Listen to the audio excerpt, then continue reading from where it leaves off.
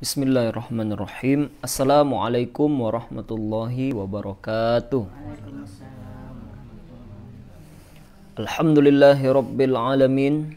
Wassalatu wassalamu ala ashrafil anbiya'i wal mursalin wa ala alihi wa ashabihi wa man kana awla bihi wa sallim taslima. Allahumma inna nas'aluka ilman nafi'a wa rizqan thayyiba wa amalan mutaqabbala. Para pemirsa dan para pendengar dimanapun berada, Siratal ladzina an'amta alaihim.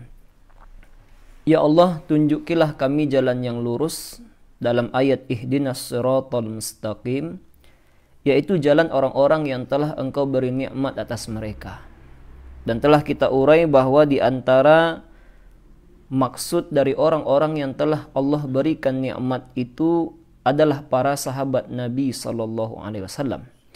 Maka pada kesempatan ini kita akan melihat mengapa para sahabat itu hendaknya menjadi di antara rujukan kita dalam menjalankan agama ini. Tentu saja di antara penyebab-penyebab itu bahwa yang menjadi muallim mereka, guru mereka secara langsung adalah baginda Nabi Rasulullah SAW. Pada kesempatan ini, memahami agama merujuk kepada para sahabat adalah sesuatu yang sangat dibutuhkan. Mengapa demikian?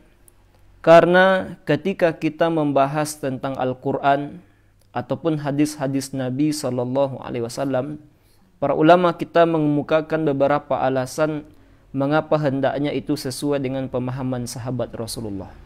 Di antaranya adalah yang pertama, para sahabat Nabi dengan kebaikan akhlak mereka dan tingginya adab mereka, khususnya terhadap agama, khususnya terhadap Al-Quran dan hadis-hadis Nabi, mereka terhadap Al-Quran, firman Allah, tidak pernah menafsirkannya secara akal ataupun logika. Inilah yang disampaikan oleh Nabi SAW. Akan takutnya para sahabat untuk menafsirkan Al-Quran dengan logika mereka sendiri. Rasulullah pernah menyampaikan kepada para sahabat, "Man qala fil Qur'an bi ra'yihi." Siapa yang menafsirkan atau berbicara tentang ayat Al-Quran dengan akal pikirannya, dengan logikanya semata, falyatabawwa maq'adahu minan nar. Maka siap-siap saja nanti tempat duduknya atau tempat kembalinya adalah neraka. Jadi balasan bagi orang yang berani-berani menafsirkan Al-Quran dengan logikanya semata adalah neraka dari Allah Subhanahu wa Ta'ala. Begitu juga Nabi SAW itu pernah memberikan bimbingan kepada para sahabat dalam memahami Al-Quran. Kata Rasulullah di dalam hadis yang diriwayatkan oleh Imam Ahmad, "Ma'alimtum minhu faqulu." Apa yang kalian ketahui dari Al-Quran, maka ucapkanlah. Berbicaralah dengan pemahaman itu. Kalau kamu tahu ilmunya, berbicara. Wa ma jahiltum, tapi kalau kamu tidak tahu, fakiluhu ila alimihi. Tanyakan kepada orang yang lebih alim. Jadi, di dalam memahami Al-Quran, kita tidak bisa memahaminya dengan logika semata. Oleh karenanya, di dalam tafsir dijelaskan kalau ingin memahami Al-Quran harus dengan 4 tingkatan. Pertama adalah memahami ayat Al-Quran dengan ayat Al-Quran yang lain. Contohnya di dalam ayat yang sedang kita bahas sekarang. Ihdinas siratal mustaqim. Tunjukilah kami jalan yang lurus. Maka kita bertanya, mana jalan yang lurus itu? Langsung ditafsirkan oleh ayat setelahnya. Siratal ladzina an'amta alaihim ghairil maghdubi alaihim waladdallin amin. Begitu juga nanti zalikal kitabu la raiba fi hudal lil muttaqin. Itulah kitab Al-Qur'an yang tidak ada keraguan di dalamnya, petunjuk bagi orang-orang yang bertakwa. Bertanya kita, siapa orang-orang bertakwa itu? Langsung ditafsirkan oleh ayat setelahnya. Alladzina yu'minuna bil ghaibi wa yuqimuna shalah, dan seterusnya, yaitu orang-orang yang beriman dengan yang ghaib, mendirikan salat, hingga ayat berikutnya. Jadi cara pertama dalam menafsirkan Al-Quran adalah merujuk kepada ayat, bahwa Allah sendiri yang menjelaskan maksud dari firman-Nya sendiri. Yang kedua adalah metode menafsirkan Al-Quran selain kalau tidak ditemukan dalam ayat, merujuk kepada hadis-hadis Nabi sallallahu alaihi wasallam. Kemudian yang ketiga, kalau tidak ada dalam ayat Quran, tidak ada dalam hadis Nabi, maka rujuk kepada pemahaman para sahabat ataupun ucapan para sahabat. Kalau tidak ada nomor tiga, maka baru masuk kita pada para tabi'in. Jadi inilah 4 metode kita di dalam memahami ayat-ayat Al-Quran, bahwa tidak bisa kita langsung memahami ini dengan logika kita. Selain kita ini fakir dalam memahami bahasa Arab, kita ini jauh generasinya dan jauh dari turunnya Al-Quran. Oleh karenanya 4 metode ini harus kita lalui ketika kita menafsirkan ayat-ayat Allah Subhanahu wa taala. Tafsirkan dengan ayat yang lain, kalau tidak dengan hadis Nabi, kalau tidak dengan perkataan sahabat, kalau tidak dengan perkataan para tabi'in. Nah, kemudian mengapa berlandaskan pula kita ini kepada pemahaman para sahabat? Karena di antara para sahabat Nabi tersebut ada yang didoakan langsung oleh Nabi sallallahu alaihi wasallam. Di antara sahabat yang didoakan oleh Nabi adalah Abdullah bin Abbas. Abdullah bin Abbas pernah dimintakan kepada Allah oleh Nabi sebuah doa yang sangat agung sekali. Kata Nabi, doa Nabi kepada Abdullah bin Abbas, Allahumma faqihu fid din wa 'allimhu ta'wil. Ya Allah, jadikanlah ia itu orang yang paham dalam ilmu agama dan ajarkan kepadanya tafsir Al-Quran. Maka jadilah dari doa Nabi ini, Abdullah bin Abbas ini sehebat-hebatnya orang yang menafsirkan Al-Quran. Dulu pernah di zaman Umar bin Khattab, dikumpulkan oleh Umar bin Khattab ini para sahabat yang sudah senior. Kemudian dimasukkan pula di sana Abdullah bin Abbas yang masih kecil.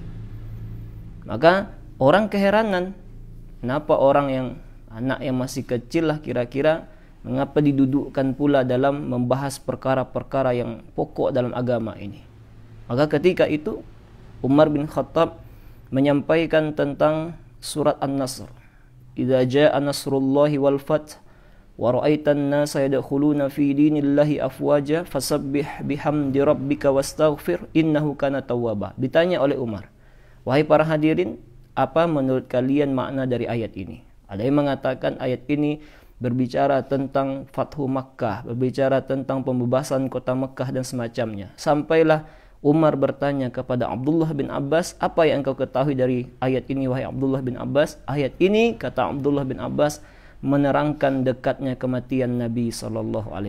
Jadi lihat bagaimana Abdullah bin Abbas melihat sebuah ayat Al-Quran dan dalamnya pemahaman Abdullah bin Abbas dalam ayat tersebut. Jadi ini yang kedua. Yang ketiga, mengapa kita kembali kepada pemahaman para sahabat? Karena ayat-ayat Al-Quran itu banyak turun berkaitan dengan para sahabat itu sendiri. Kita tahu pada surah An-Nur ayat 11-26. Itu ayat langsung turun kepada ibunda kita Aisyah radhiyallahu anha. Ketika beliau dituduh telah berzina dengan seorang sahabat Nabi.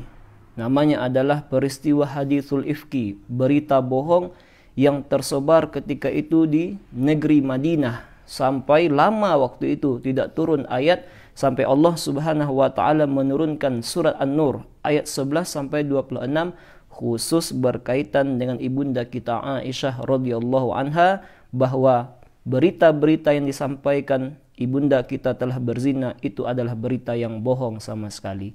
Begitu pula dalam surah At-Taubah ayat 118. Allah Subhanahu wa taala turunkan sebagai bentuk kabar ampunan kepada 3 orang sahabat Nabi yang tidak ikut pada perang Tabuk. Di mana ada dulu 3 orang sahabat Nabi. Ini ceritanya sangat menarik pula di dalam hadis yang panjang sekali. Ada 3 sahabat Nabi SAW, di antaranya adalah Ka'ab bin Malik. Itu mereka tidak ikut pada perang Tabuk sampai kemudian dicap mereka ini sebagai orang yang sudah munafik. Kemudian mereka katakan Nabi SAW pun tidak mau bertemu dengan mereka, dalam artian disuruh oleh Nabi bahkan pisah dengan keluarga. Sampai Allah yang menurunkan ayat, hingga kemudian Allah turunkan ayat dalam surah At-Taubah ayat 118 bahwa Allah telah menerima taubat 3 orang yang tidak ikut dalam perperangan Tabuk. Kemudian juga pada surat Luqman ayat 15 turun berkaitan dengan seorang sahabat yang bernama Sa'ad bin Malik. Bagaimana Sa'ad bin Malik ini seorang sahabat yang sangat berbakti kepada ibunya. Bagaimana Sa'ad bin Malik berbakti kepada ibunya? Ketika ketika Sa'ad bin Malik ini masuk Islam, ibunya ini tidak mau makan dan tidak mau minum. Dia ancam anaknya sendiri. Wahai Sa'ad bin Malik, kalau kamu tidak keluar dari Islam itu, saya tidak akan makan, tidak akan minum. Masuk Islamlah kamu, tidak akan makan, tidak akan minum saya. Itu kata ibunya. Padahal Sa'ad bin Malik ini adalah orang yang berbakti kepada ibunya sendiri. Maka Sa'ad bin Malik berkata kepada ibunya, wahai ibuku, seandainya engkau memiliki 100 nyawa dan akan dicabut satu persatu, aku tidak akan meninggalkan agamaku ini. Maka kemudian turunlah ayat surat Luqman. Mengapa kembali kepada pemahaman para sahabat? Karena banyak di antara para sahabat itu yang tahu sebab turunnya ayat. Di antaranya adalah sahabat Ibnu Mas'ud yang berkata kepada kita, "Walladzi la ilaha ghairuh." Demi Allah, manuzilat ayatun min kitabillah. Tidak ada satu pun ayat yang turun illa wa ana a'lamu fi man nuzilat. Kecuali aku tahu kepada siapa ayat itu diturunkan. Wa aina nuzilat, dan di mana ayat itu diturunkan. Walau a'lamu makana ahadin a'lamu bi kitabillahi minni tanaluhul mataya la ataituhu. Kalau seandainya ada orang, kata Abdullah bin Mas'ud, yang lebih tahu tentang siapa ayat ini, di mana ayat ini turun, pasti aku akan mendatangi orang tersebut meskipun jauh perjalanan yang aku tempuh. Jadi begitulah sebab yang keempat, alasan yang keempat mengapa kita kembali kepada pemahaman para sahabat, karena mereka tahu di mana turunnya ayat, kepada siapa ayat itu diturunkan. Kemudian yang kelima, para sahabat Nabi juga telah dijamin dengan keredoan dari Allah Subhanahu wa taala. Ini terdapat dalam surat At-Taubah ayat yang ke-100 dan ayat-ayat lainnya. Dalam surah Al-Bayyinah juga begitu, radhiyallahu anhum wa radu'an. Maka Allah Subhanahu wa taala ketika telah meridhoi para sahabat dalam surah At-Taubah was-sabiqunal awwalun juga. Nah, itulah mengapa ketika kita menyebut nama sahabat Nabi sallallahu alaihi wasallam, ucapan setelahnya adalah radhiyallahu anhu. Semoga Allah meridhoinya. Mengapa? Karena memang Allah telah meridhoi para sahabat. Bahkan dalam perperangan Badar, para sahabat yang ikut perang Badar itu telah dijamin oleh Nabi sallallahu alaihi wasallam. Di dalam sebuah riwayat Nabi menyampaikan kepada para sahabat yang ikut perang Badar, lakukanlah sesuka hati kalian, karena Allah telah mengampuni kalian. Jadi saking begitunya ampunan Allah, kemuliaan yang diberikan oleh Allah kepada para sahabat ini, lakukanlah apa yang kalian mau, Allah telah mengampuni kalian. Kemudian di antaranya juga, di antara sebab kita kembali kepada pemahaman para sahabat, karena Nabi SAW menyampaikan umat Islam ini akan terpecah menjadi 73 golongan. Dari 73 golongan itu, 72-nya akan masuk ke dalam neraka, kata Nabi, dan hanya 1 golongan saja yang akan masuk ke dalam sorga. Jadi ketika ditanya siapakah golongan itu, itulah yang dijawab oleh Nabi, siapa saja yang berada atau yang mengikutku dan mengikut para sahabatku, ma'ana alaihi wa ashabi au kama qol. Jadi bayangkan para penonton, para pendengar, para pemirsa dimanapun berada, ketika Nabi SAW dulu hidup, Nabi sudah prediksi bahwa umat ini akan terpecah menjadi 73 golongan. 72-nya masuk neraka, kata Nabi, dan hanya akan ada 1 golongan yang dimasukkan oleh Allah Subhanahu wa taala ke dalam surga. Maka hadis ini pada hakikatnya menjelaskan kepada kita akan wajibnya kita ini memahami agama berdasarkan ucapan dan pemahaman para sahabat Nabi sallallahu alaihi wasallam. Kemudian berikutnya yang ketujuh, di antara sebabnya adalah Nabi sallallahu alaihi wasallam itu tidak pernah membiarkan kekeliruan para sahabat. Jikalau seandainya ada yang berkata seperti ini, wajarlah saya ini berbeda, sahabat saja dulu berbeda. Betul, sahabat dulu berbeda, tapi yang menjadi sunnah adalah apa yang diakui oleh Nabi SAW. Apa-apa yang tidak diakui oleh Nabi itu tidak menjadi sunnah. Contoh yang diakui oleh Nabi adalah tentang para sahabat yang berjalan melakukan safar ke Bani Quraizah. Jadi Nabi katakan kepada para sahabat tersebut, janganlah kalian sholat asar kecuali di Bani Quraizah. Nah, persoalannya adalah ketika mereka berjalan, waktu asar sudah masuk. Dan mereka belum sampai juga di Bani Quraizah. Nah, sekarang ada perintah dari Nabi. Perintah dari Nabi, jangan sholat asar kecuali di Bani Quraizah. Maka di antara sahabat ada yang langsung sholat. Di antara sahabat ada yang menunggu nanti sampai di Bani Quraizah. Jadi ada dua di sini. Ada yang langsung sholat meskipun dalam perjalanan. Ada yang letter leg saja. Nabi suruh di Bani Quraizah, ya saya sholat asarnya di Bani Quraizah. Maka keduanya setelah pulang bertanya kepada Nabi SAW. Wahai Nabi, kami ini kan melakukan safar. Dan ada perintah dari engkau Nabi bahwa kami ini sholat asarnya di Bani Quraizah. Tapi ketika kami melakukan perjalanan, asar sudah masuk. Dan di antara kami menyangka nanti kalau kami tunggu nanti sholat di Bani Quraizah, hilang nanti waktu asar ini. Maka sebahagian dari kami sudah sholat. Bagaimana Nabi? Kata Nabi, ini benar dan ini benar. Jadi ada memang perbedaan pendapat para sahabat, tapi yang diakui oleh Nabi adalah, yang menjadi sunnah adalah apa yang diakui oleh Nabi. Ada juga perbedaan para sahabat itu yang tidak diakui oleh Nabi. Contohnya adalah apa yang dilakukan oleh Muaz bin Jabal. Muaz bin Jabal ini pernah menjadi imam. Dan ketika menjadi imam, dibacanya ayat yang panjang. Sehingga sahabat yang lain, makmum yang lain mengadu kepada Nabi SAW. Jadi panjang sekali bacaan Muaz ini. Maka Nabi kemudian memanggil Muaz dan Nabi katakan, "Afattan anta ya Muaz? Apakah engkau akan membuat fitnah wahai Muaz?" Jadi ternyata apa yang dilakukan oleh sahabat itu tidak semuanya sunnah. Yang dilakukan oleh sahabat itu menjadi sunnah yang berbeda ketika diakui oleh Nabi SAW. Kalau kita semata mengatakan kan sahabat berbeda, iya sahabat berbeda. Dan semua kalau yang berbeda itu menjadi sunnah dan menjadi pembenaran kita berbeda itu juga kita benar, itu tidak benar pula. Jadi yang benar itu adalah memang sahabat itu berbeda, tapi ingat perbedaan mereka itu dilihat oleh Nabi SAW. Ada yang diakui, ada yang tidak diakui oleh Nabi.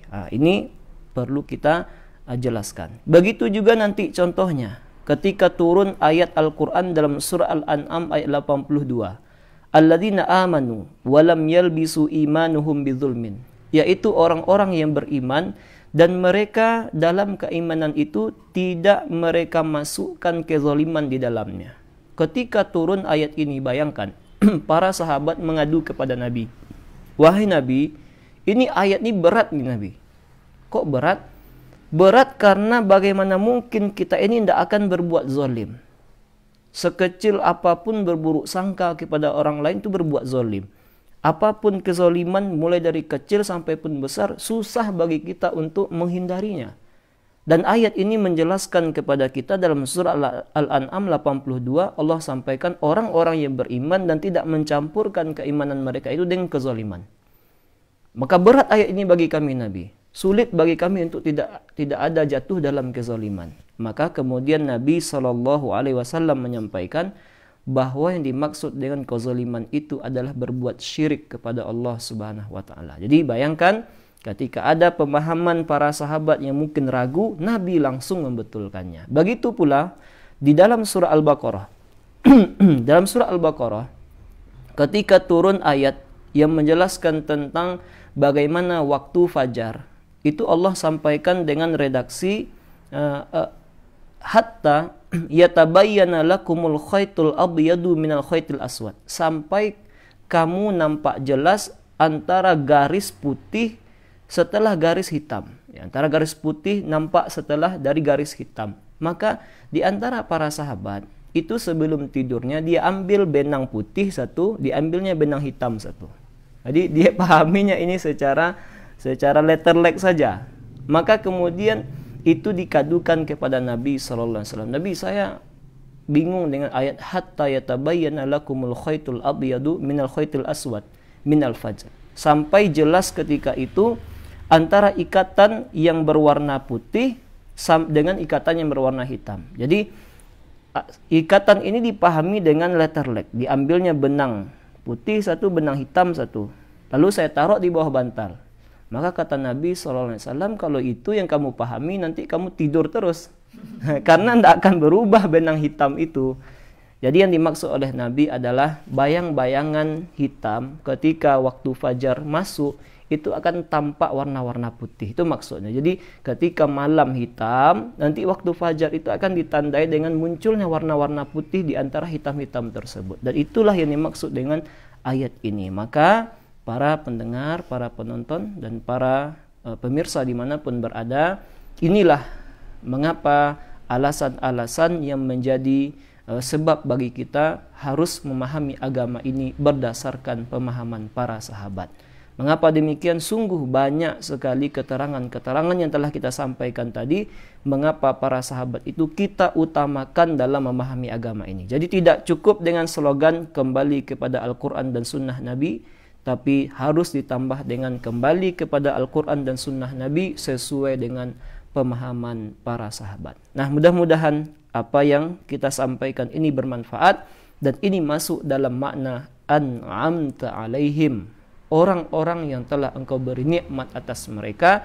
Kita bahas orang yang kedua, yaitu as-siddiqin, orang-orang yang membenarkan. Siapakah maksudnya? Itulah para sahabat Nabi sallallahu alaihi wasallam. Demikianlah para pemirsa, para pendengar, mudah-mudahan bermanfaat. Mohon maaf jika ada kesalahan. Kita tutup dengan doa kafaratul majelis. Subhanakallahumma bihamdik, asyhadu an la ilaha illa anta astaghfiruka wa atubu ilaik. Assalamualaikum warahmatullahi wabarakatuh.